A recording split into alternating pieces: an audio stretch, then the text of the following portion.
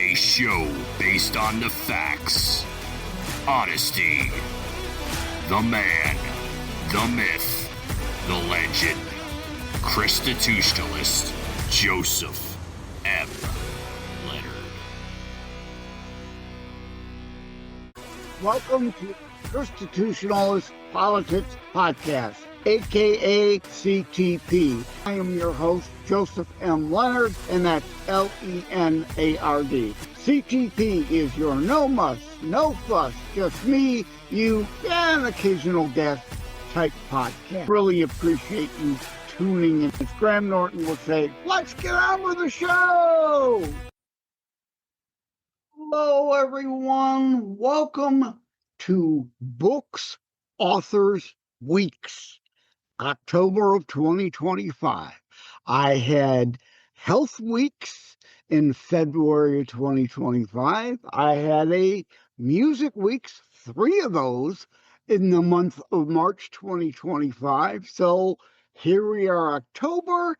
I have a lot of fellow authors I have the chance to have discussions with. So Books, Authors, Weeks, October 25. Without further ado, let's head into a discussion with a fellow author. Hello, everybody. Welcome to another Constitutionalist podcast. Joining me today, this happens every time. I hit record and the mouth and the brain don't want to cooperate. Lara Luna, Lara Luna, for the benefit of the transcript. Welcome to the show, Lara. Thank you so much. It's a pleasure to be here, and I'm honored. So thank you for inviting me on the show. That's very nice. I'm glad you're here. And the first obvious question is going to be a hostile one. Luna, is that short for lunatic? Well, you know what? That's debatable for sure. I guess my family would say, yeah, for sure. It is definitely for short for lunatic. Yeah, I always have an ongoing running gag, right? You got to have the sense of humor. And if you're not willing to laugh at yourself, you shouldn't laugh at anybody else. So I've got an ongoing gag. I always say, some people call me psychic. Others just call me psychotic. Okay. I was going to go, or do they call you psycho? Various, there's all kinds of different flavors of the same joke. Yes. Yeah. I change it up now and again. Yeah, exactly. But yeah, I love it. Always like to play the psychic psycho joke. Again, gotta keep a sense of humor. Yeah. And anyway. Yeah. Well, it's always so fun to laugh anyway. It kind of connects you to your soul, doesn't it? If one has a good soul. Unfortunately, God gave all us humans free will, and some choose it for evil. So, whole other show. But anyway, you are the author of Trailer Park Angel. But before we get to the book, let's do the whole background spiel, right? Where were you born and raised? Yeah. Where are you now? Is that a fake backdrop, or is that actually your backyard? That's actually real. That's my backyard, and it's a canal back there with alligators in it. There's otters and all kinds of birds because I live in Florida and on the nature coast. So, we have so much wildlife, and we have like grasshoppers that are as big as your hand, which is just pretty cool because they just kind of like hang out all day and do nothing. Yeah, I love the little lizards. I used to go back and forth to Ocala a lot, and those little lizards are all over the place there.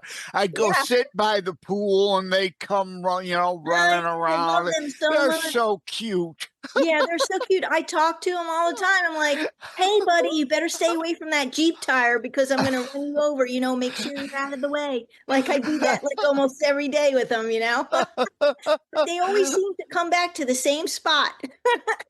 But they Yeah. are cute. Yeah, I think the snakes eat them because we have a lot of snakes, as you know. But right back there, I guess we have cottonmouths, and I've seen one, and I've been Mm. here for probably 15 years at this location. I've seen pygmy rattlers. Sometimes they get kind of angry. But I just love all wildlife. So to me, it's like we can all live together just as long as I don't get bit. That'll be good. Yeah, cycle of life stuff, right? The Yeah, little lizards absolutely. eat the bugs so they don't Yeah. annoy us as bad, and the snakes and whatnot eat the lizards, and whole circle of life stuff. And a good indication of why you should be watching this show on one of the 5 BitChute, Brighteon, Daily Motion out of France, Rumble, or YouTube video channels, so you could see Lara's beautiful backyard setting there. Me, I go with a backdrop to hide the ugly couch. You can Oh, see all wow. that junk there. I like to say, I'm not a hoarder, but I am a slob. So gotta cover all that up with the green screen. And actually, it So looks really nice back there now. now we know where you are now. Where were you born and raised? Yeah, so I was born in New Jersey, and then I was with my dad, who was in the Coast Guard. So I actually grew up in the South and then went back and forth. So my mom was always in New Jersey. So I did go back to take care of my mom, my grandmother, for a long period of time. But I guess you could say I'm truly Southern because, yeah, I like to sit at the light for a long time before I move when it's green. Okay. The book, Trailer Park Yes. Angel. Yes. Now, whenever we hear trailer park, it's like Pavlov's dog, right? We're all Yeah. conditioned about the stereotype trailer park trash. I personally know people who lived in trailer parks, and they're great people. So, did that play a factor in Oh, yeah. Trailer Park Angel? Oh, yeah. Absolutely. Because I was a mobile home agent for around, I would say around 9 years. And it was all in the mobile home parks in Florida. So I would just travel from one park to the next, and they were all 55 and over. So that's what I'm used to. And that's where I live right now. I actually live in a park. I've lived in different parks for many years. So, you know, there's a lot of stories that come along with living in these parks. Happy hour starts at 10, who's drunk on their golf cart and like hit something, and you're like, what was that? And then you find out it's like your neighbor who's 85 and she's like, hitting everything on the way to the clubhouse. So there's so many funny things that happen in the parks. But when I was a mobile home agent, wasn't really all that funny because it was very stressful, It is one of those stressful realty jobs that I just didn't really connect to, except for the people. I mean, don't get me wrong. Some of the people became my best friends for life. And I love them dearly, but you're right. There's so many different types of people in the trailer parks, and so we call Well, it a trailer park. We actually call this the hood. I mean, there's good and bad people in any classification Yeah. or grouping of people you care to talk about. It's unfair to try to label a whole group as something, but Oh yeah. it's one of those things, trailer park trash. I mean, that's right. Yeah, it's one of those stereotypical things, that people hear it and they're like, "Oh, what's that book about?" I could just imagine, like a bunch of big old rednecks with beer cans. No, it's actually a lot of retired people that maybe, like my neighbor used to be an engineer, and then this person used to be a doctor. So it's just people from really all over too, like Michigan, Ohio, all different states that come down here. So it's really fascinating because when they come from Minnesota, they bring cheese and they say, "Don't you know?" a lot, which is really cute. They're like, "Don't you know?" You pick up all these little phrases from everybody's different states when they get down here. But yeah, a trailer park there is a whole lot different than trailer parks in the north. We don't have we don't have that everybody relocating to the state for the weather once they're retired, right? I see. Yeah, that's true. And then when I look around, I'm like, who's Southern around here? Like my neighbor's from Kentucky, so that works pretty well because we just talk about blessing your heart all day. Bless your heart, Miss Millie. So but that's my book is about living in a trailer park and having a spiritual awakening in a trailer park and seeing angel numbers and other people seeing numbers too and getting together and their stories and I actually try to relate the whole angel number. Well, let's back up a second for those who need to hear it. Yeah, go ahead. What do you mean by angel numbers? Right. So these are numbers that people see without thinking that they're going to see the number. Like they'll just come up or you'll wake up at 3:33 a.m. in the morning and you'll look at the clock and go, "Oh wow, look at that. It's 3:33." Or you're like in the kitchen and you look at the stove and it says 2:22. Or you'll be driving in your car and I'm giving you things that happen to me. So driving your Jeep down the road and in front of you is a school bus with spray painted 111 and now you're starting to think, is it me? Am I going crazy because I'm over 55? What's going on here? So I started to look it up online and what I did was I just punched in the number into Google by itself. Like I wouldn't punch in 222 angel number because at the time I didn't know that they were angel numbers. They were showing up when I was a mobile home agent and I would go to a house and the house would be like lot 222, in the mobile home park. And I'm like, that's weird. And then I would fill out like a sales contract and it would say 111,222. And I'm like, what? And so it was freaking me out. And then I started to talk to people about it. And I'm like, gosh, I hope they don't think I'm weird, but I'm going to mention this because this is like popping up everywhere. And I just wanted to feel like I wasn't crazy. So as I started to mention it to certain people, the majority of people were like, hey, you know what? I see numbers like that too. And this one woman said to me, that's an angel number. And that's how I started looking all this up. I heard that from someone else and I started to look it up. And sure enough, I punched 111 into Google by itself without the word angel number. And up comes in the first two pages angel number. And it gives you the meaning of what it is. So then I found out that whatever you're doing at the time when you see the number is probably related to how you're feeling and what you're doing. And then it gives you a message. So then I got really into it. And then I didn't want to look for them because I didn't want to make it happen.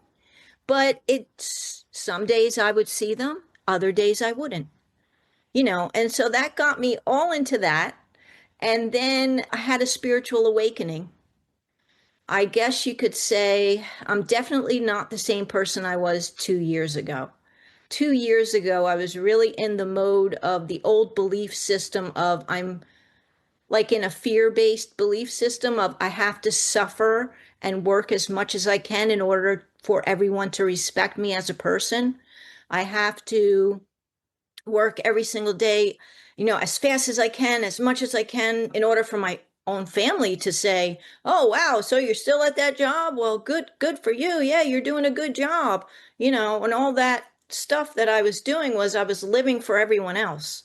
I wasn't living for me. And I was stuck in this fear-based belief system until I started taking time out for myself. And how I found out about that was watching YouTube, spiritual leaders on YouTube, actually learning a little bit about quantum physics on YouTube.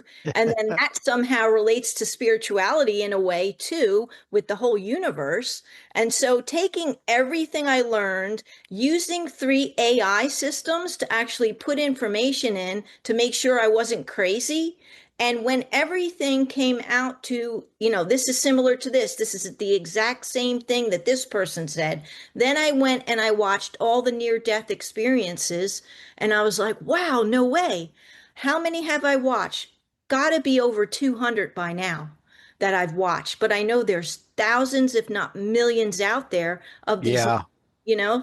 Yeah, I had someone on that with a near to Oh, NDE, really? and I've also had an atheist on talking about afterlife from an atheist standpoint. She still Wow. believes in an afterlife, and she feels there's enough scientific evidence as a Yes, non-believer to at least understand and accept there's something beyond this. So all absolutely. this is interesting, but yeah, some might be saying, "Oh, Yeah. silly you, Yeah. just trying to Yeah. give meaning to random coincidence." Well, there comes a point where coincidence turns into statistically anomalous and can't be a coincidence anymore. It's a pattern. Yes. Exactly. That is so exactly right and exactly what happened to me. I on purpose didn't jump to, oh my gosh, I didn't even know what a spiritual awakening was until I started to research everything. And then taking the three AI programs and putting the same, things that I learned into those programs and it all coming out to be the same. That's not a coincidence. Yeah. Others would also bring into this the they try to poo-poo astrology or poo-poo. Yeah. They'll bring up, oh, this is just numerology nonsense. Well, Yeah.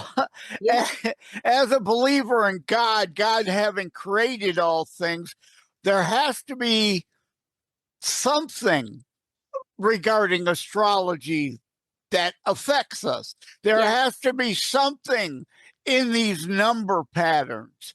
Sure. So that again, them seemingly being way beyond statistical coincidence. Exactly. And that's exactly what happened to me. And I waited for probably 2 years before I told anyone close to me about this because, I have three brothers. It's not easy. Oh, they're going to pick on you. You're right. Exactly. They, hence back to the top of the show and the lunatic joke, right? Yeah. Exactly right. Yeah. When I told them about my new name and I was like, they're like, who are you? We don't even know who you are anymore. I'm like, well, is it better or worse? Yeah. Yeah. Well, she But kind of sort of hinted the cat out of the bag there. We're not going to give her real name, but yeah, this is a pseudonym yes. she's writing under. Yeah. Yeah, exactly. Exactly. But yeah, so this is how it all began for me. And then I started to meditate in the mornings. And then, I've had someone on talking meditation too. oh, You really? don't have to see it as a religious thing. It's the No. benefits. And I've also had someone on talking Buddhism. You don't have to see that as a religion. The philosophical tenets are very good and sound, positive things. Stay with us. We'll be right back. It is a myth that terrorism stopped during COVID. Unfortunately, mainstream media opted to prioritize pandemic hysteria over promoting all news. Terrorism continues. Simply hoping that it doesn't affect you is not a strategy. The new book, Terror Strikes, coming soon to a city near you, featured on The Author Show, is now available in paperback from bookstores, online, or as an ebook exclusively through Amazon Kindle. Terror Strikes, coming soon to a city near you by Joseph M. Leonard. Order today. Oh, I agree with you. I totally do. Yeah. And well, I have a neighbor. I love her dearly. I've known her for 15 years. She's definitely like my grandma. And so I have a podcast too. So she's in my episode number 1. I don't use her real name or anything, but she'll come out with her golf cart over here to the right and she'll hit my back deck a couple times because bless her heart. he can't see or hear too good, and she's still driving that golf cart. But I'll go out there and I'll be like, "Hey, Miss Millie, are you all right?" And she's like, "When's the last time you went to church? Did you go to church on Sunday? I didn't see you there." And then I'm like, "Well, no, you know why? There's more than one church. Maybe I went to a different one, right? Or maybe, you know, right here in my house is my church. I'm talking to Jesus right now, to be honest. I mean, I talked to him this morning, you know? So, gotta say the name of the book again, Trailer Park Angel. Is that your first book? I did another book called Awakening by Numbers, which is an ebook, and that was more of like a serious type of a book. Now, don't get me wrong, I am not a literary scholar or anything, nor did I graduate college, you know, in anything like that.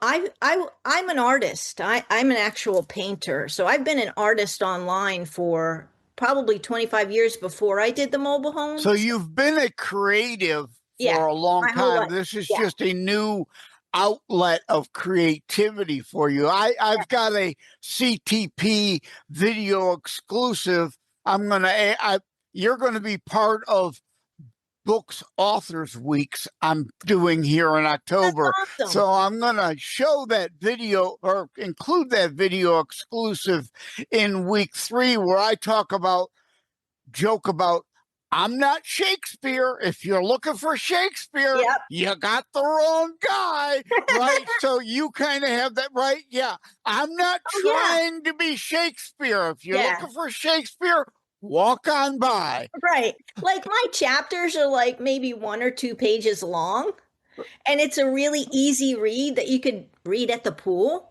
Like I have a friend that's an Army Ranger and he's very serious, but he bought the book and he reads it by the pool. It's the funniest thing. But yeah, so it's just I edited I did all of the editing myself because honestly can't afford to hire an editor to do it. It's pretty expensive. I mean, you know. And for a good one, it is. Yeah, definitely. So I went over the book. I don't know how many times just to make sure it sounded okay. Is this sentence okay with the, you know, it took probably almost a year to actually get it all done, really. I did use a really good software that was easy for me because I got to put the chapters in there and then I got to kind of see it. And then Amazon was great because I could also then publish it myself, you know, through the KDP program over there. So that really worked out. And then I was like, well, I don't know if anyone's going to like this book. And then my neighbor bought it. And I didn't expect this, but we were walking our dogs one morning and she said, hey, I read your book. And I was like, oh, you know, is she gonna like it? But she was like, I was just blown away by it. I couldn't put it down and it was so unexpected. I thought it was going to be funny like your podcast. And I'm like, well, I tried to make it funny. And she's like, well, it's kind of funny, but it's not all funny. She said, I actually learned a lot and I'm not fearful anymore. I'm talking to God and I have God in my life now. And I feel so much better about, like, she used to always be bothered about people in the park. Like if somebody says something negative to you, you'll carry it for days. That used to happen to me too. But after reading the book, she said she let all that go and she's walking around like looking at rainbows now. And I'm like, wow. That And sounds like my last couple books. Yeah. The Book of Kennedy, of which I'm wearing the shirt, and a short story, A Lasting Legacy, all about, indeed, you know, trying to present positive Christian themes without picking up the Bible and beating people over the head with it, right? That don't work. That don't work. Enlightenment through entertainment and without being overly preachy, which turns people off. And in my How to Write a Book and Get It Published, Hints, Tips, and Techniques, you kind of alluded to this. I mentioned a book is never done. It's never. There are always things you could add, change, remove, move around. but there comes a time where you got to say, okay, it's got to be released. I'm like all my books. The minute I'm done, I'm like, oh, darn, that should have been in there. Oh, that should have been in there, you know? And the other thing in how to write a book and get it published, you also alluded to, we've said, I don't know if anybody, there's a market for anything. True. But also, as discussed in how to write a book and get it published, you've got to do things like this, be on podcast, because people aren't going to just, some may stumble upon it, but people aren't going to know it's there by osmosis. You got to promote it so they know it's available, that, oh, hey, that sounds pretty cool.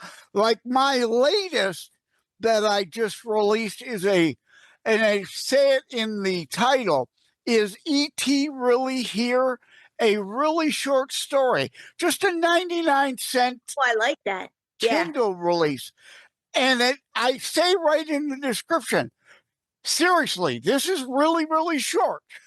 I don't want to trick anyone into buying something, thinking it's right. And the other thing is, this is really, really weird. It's about aliens, and the writing style that I deliver it is weird. Also, don't judge my other books by this book. Do you have a next book in the works? I do, actually. And well, I was getting into my meditations, and eventually my meditations did turn into channeled messages. And there are channeled messages from other beings, from Jesus also, who I did speak to today. And what I do in my meditation now is I tape record the whole thing, and it's starting to go on for more time. So today I had a meditation of 35 minutes, and half of that was with Jesus. I call him Yeshua. My friend calls him Yeshua. And so I guess he doesn't mind. You can call him. Hey, it's like the old joke. Call me whatever, just don't call me late for dinner. Exactly. Right? Exactly. So then that turned into, I took a pen and a notebook, and I said to the universe, is there anyone else in a positive way with unconditional love that would like to communicate with me? Because I can bring the message to the world. I could write another book, or I could get on a podcast and I can start telling people. So then the messages started to come through. And they started to come through like I couldn't believe that it was true in the beginning. So that's why I use the AI programs to put all of that information into. The automatic writings at first when I started were so bad I could hardly read the words, but my hand couldn't stop. It just kept moving and moving and moving to like 3 or 4 notebook pages. And I was like, wow, I wonder if I really did that. Is this real? So I kind of let that one go. And then the next one I had the next day, which is always in the mornings, I did another 2 pages. So I decided to talk into AI, the whole thing, word for word, and see if I was crazy. So I said, okay, can you go through this whole transmission and let me know if any of the star systems that I mentioned are real? Are any of the indigenous people that I mentioned real? And are any of the locations here on Earth real? And it would go through everything and bring up, and it is pretty true. Like AI does stay to the truth. So it'll come up with, well, I think this one is a little creative, but this part is real. And I'm like, oh my gosh, there really is a Vega star system. There really is. Of course, I always knew about Orion, but I didn't know the coordinates of what they were giving me. So then I started to, and this is just a little bit about the book, is going to be every transmission that I ever did in automatic writing, and the meditations that I recorded are going to be word for word what that whole next book is going to be about, so people can read it, because I think, and I'm pretty sure, that the messages coming through me are to give to someone that needs to hear it. And I'm not sure who that someone is, but I do know one thing. there was a message that came through that I'm supposed to find someone that is the flamboyant avatar. And I have no idea who that is. But there was an image of the desert in Nevada that came up and a library with a white Area space wagon. 51. Area 51, yeah, right? maybe, maybe, yeah. I guess if it's there, yeah. Anyway, I'm a former IT guy, so I've known about AI coming for a long time.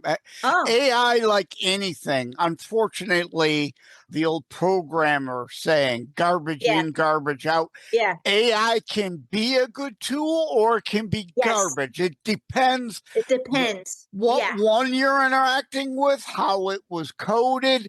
If, yes, like you're asking the right specific questions, it's a great advanced search engine tool as you used it for. You said, here's this, answer me these questions. And indeed, then, yeah, but as far as a truth teller, well, it scrubs the internet and there's a yes, lot of garbage on the internet. yes. So I don't think it purposely wants to lie to people, No. but it passes along garbage at times.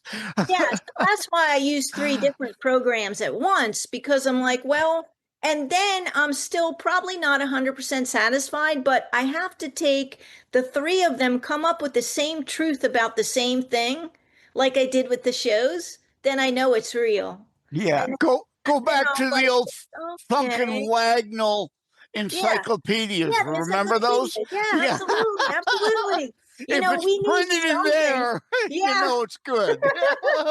I mean, I guess I could just take my word for it and be like, well, in the future, this is going to happen, but I'd rather make sure I'm not cuckoo, you know? Yeah, but again, full circle, we've come back to the top of the show. A Yeah, lunatic, right? a lunatic. It's all about lunacy. At any rate, wrapping things up, do you have a website? Where do people Yes, find you? absolutely. It's called Lara Luna Creations.com. And if you go there, everything's there. There's a button to my podcast, there's a button to the book, and then there's also where you can sign up for the newsletter. And it's Yeah, simple. well, I can, my OCD brain immediately, I can never pass on lame puns. You mentioned buttons, so I'm good at pushing people's buttons, but I'm bummed. Well, this was so much fun, though. I loved being on your show. I'm glad you came on. It was great talking with Lara Luna. Not her real name, but that's how you'll find her at LaraLunaCreations.com, author of Trailer Park Angel. Yeah. Thank you for your time today, Lara. Thank you. Thank you, everyone. God bless y'all.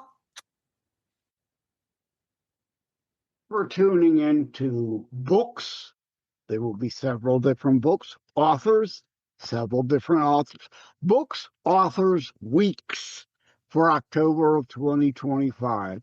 Remember, you can check out my books at josephmleonard.us/shop.